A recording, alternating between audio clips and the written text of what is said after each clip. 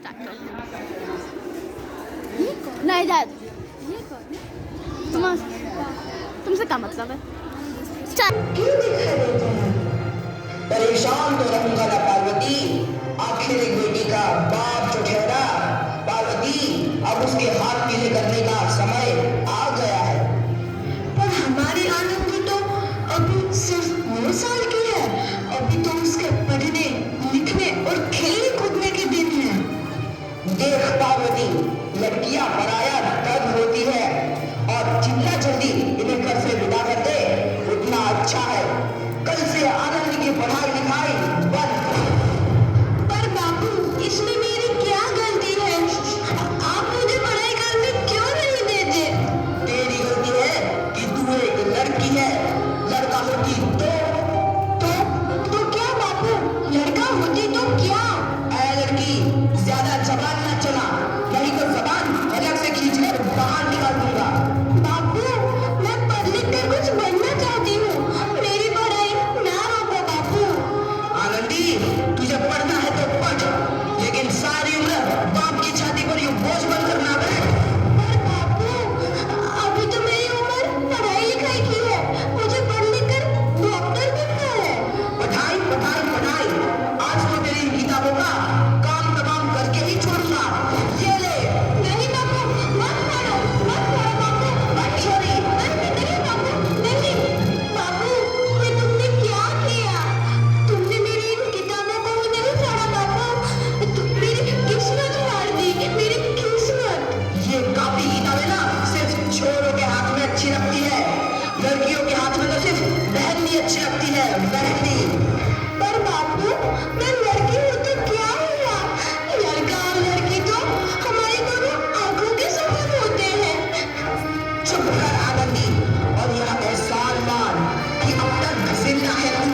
कहीं बचपन में गला दबाकर मार दिया होगा तो यह तेरी बकबक नहीं सुननी पड़ती आज। पर बाबू, मुझे तूने बुलाना अच्छा ना लगे है। देख छोरी, जितना जल्दी हो तू चूल्हा जलाना सीख ले, उतना ही अच्छा है तेरे लिए। और हाँ, तेरा ब्याह तो होगा, वो भी करेंगे कल। अपना जीवन है तुम्हारी कहानी, आंचल में है दूध और आंखों में है पानी। मुझे माफ कर दो बेटी, तेरे बापू के जिद के आगे मेरी एक न चलेगी। माफ कर दो बेटी, मुझे माफ कर दे। इस प्रकार मात्र 9 वर्ष की छोटी उम्र में आनंदी का विवाह गोपाल राव जोशी से हो गया। बाल विवाह एक सामाजिक कुरीति है और इस कुप्रथा का शिकार होना पड़ा आनंदी को। 5 वर्ष बाद आनंदी 14 साल की हो गई है। उसके घर एक शिशु ने जन्म लिया है। देखते हैं आगे क्या हुआ। देखिए ना, इसे क्या हो गया है? इसका माथा तो अंगार की तरफ तप रहा है। इसे तो बहुत तेज बुखार है। आप बिना कुछ भी बोलते हैं, दीजिए मुझे। माधव, माधव, जल्दी से वैद्य जी को बुला के लाओ। जी, अभी बुला के लाता हूं। ये तुम क्या कर रही हो आनंदी? भगवान की विभूति लगा रही हूँ। बस करो आनंदी, ये सब अंधविश्वास है। अरे आप यकीन तो कीजिए, भगवान की कृपा से इसका माथा ठंडा हो रहा है और बुखार भी उतर गया है ना बाबू? देखिए, दीजिए मुझे। उठो बाबू, आंखें खोलो, तुम्हें तुम्हारी माँ बुला रही है। आंखें खोलो, देखिए ना इसे क्या हो गया है? आंखें भी नहीं खोल रहा। आंखें खोलो बेटा, आप चुप क्यों है?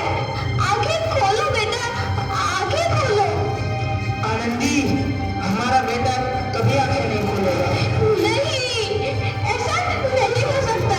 मेरे बेटे को मुझसे कोई नहीं छीन सकता, कोई नहीं छीन सकता। पागल मत बनो आनंदी। माधव, माधव। आनंदी, बंद करो ये पागलपन। भगवान ने मेरा बच्चा छीन लिया। भगवान ने नहीं, तुम्हारी अशिक्षा और अंधविश्वास ने तुम्हारा बच्चा छीना है। अगर तुम पढ़ी लिखी होती तो आज हमारा शिशु जीवित होता। तुम अनपढ़ थी आनंदी, अनपढ़। नहीं,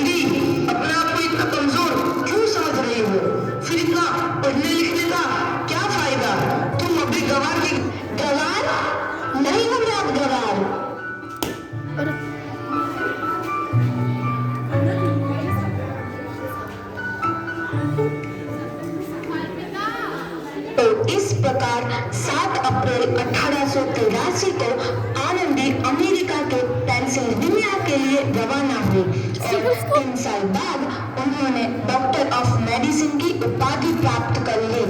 इधर आनंदी के पिता की तबीयत बहुत खराब है। आगे क्या होता है देखते हैं। लगता है अब मेरे जाने का समय आ चुका है। अब मैं नहीं बचूंगा। ऐसा मत बोलो। शहर के सिटी हॉस्पिटल में अमेरिका से डिग्री लेकर कोई बड़ा डॉक्टर आया है। एक बार वहाँ चलकर दिखा लेते हैं। हाँ सही बोला भैया, कम से कम दिल को तसल्ली तो मिल जाएगी। हाँ चलो चलो जल्दी हॉस्पिटल चलते हैं।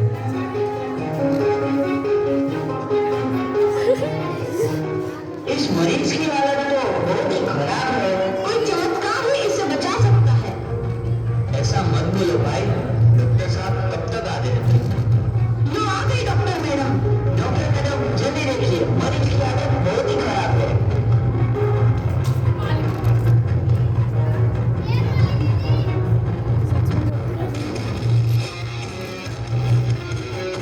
अब आप बिल्कुल ठीक है। मौत के मुंह से आपको बचाया डॉक्टर मैडम ने। डॉक्टर साहब ने मुझे बचा लिया। मुझे मिलना है डॉक्टर साहब से। डॉक्टर साहब नहीं, डॉक्टर मैडम बोलो। डॉक्टर मैडम, उन्होंने ही तुम्हें जीवन दान दिया है। आ गई डॉक्टर मैडम, मिल लो उनसे। डॉक्टर मैडम आपका बहुत बहुत धन्यवाद। आपने मेरी जान बचाई। इसके बदले में मैं गरीब होकर आपको क्या दे सकता हूँ? वचन चाहिए मुझे कि कभी ये नहीं कहोगे कि लड़कियां कुछ नहीं कर सकती। वचन? ये कैसा वचन? अरे श्यामलाल, तुमने पहचाना नहीं? तुम्हारी बेटी आनंदी। आनंदी? मेरी बेटी आनंद? डॉक्टर? हाँ बापू, वही आनंदी जिसके लिए बचपन में तूने चूल्हा और दूल्हा के अलावा कुछ नहीं सोचा था। आनंदी, आनंदी मेरी बेटी, मुझे माफ कर दे। मैं तेरा गुनहगार हूँ बेटी। नहीं नहीं बापू, वही आनंदी जिसके हाथ में लेकर के तुम उसकी सारी जिंदगी काला कर देना चाहते थे। माफ कर दे मुझे मेरी बच्ची, माफ कर दे। मैं तेरा अपराधी हूँ मेरी बच्ची, माफ कर दे। नहीं बापू, मैंने तो तेरा एहसान चुकाया है। याद है ना अपना एहसान जो बचपन में तुमने मुझ पर किया था? ताने सुना सुना कर जीते जी मार डाला था मुझको। अब बोल, और किस किस को मारेगा? आनंदी बेटी, मुझे माफ कर दे मेरी बच्ची। मैं तेरा गुनहगार हूँ। बहुत दुख रहा है यार। बापू, आपने ही तो बोला था किताबें सिर्फ बेटों के हाथ में अच्छी लगती है, बेटियों के हाथ में तो सिर्फ मेहंदी। बेटों और बेटियों में फर्क करना तो आंखों में फर्क करने समान है।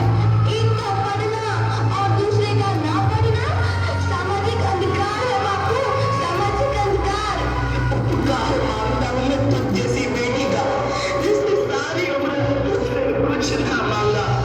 मांगा तो सिर्फ बराबरी का दर्जा। वरना सच तो यह है कि मैं तेरी माफी के लायक भी ना हूँ। वो जैसा था तेरी बराबरी का अरे यार फिर यहाँ तो फिलहाल आ गया है। ना हो मेरी बेटी। अपने बापू को क्या माफ नहीं करोगे आनंदी? माफ कर दो आनंदी, माफ कर दो।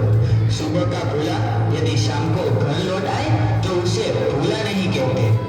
बापू, तो इस प्रकार आनंदीबाई जोशी ने अपनी मेहनत और अटूट इरादे से न केवल भारत की पहली महिला डॉक्टर बनी, बल्कि आगे चल के उन लड़कियों के लिए सुनहरा रास्ता दिखा दे जो जीवन में कुछ करना चाहते थे।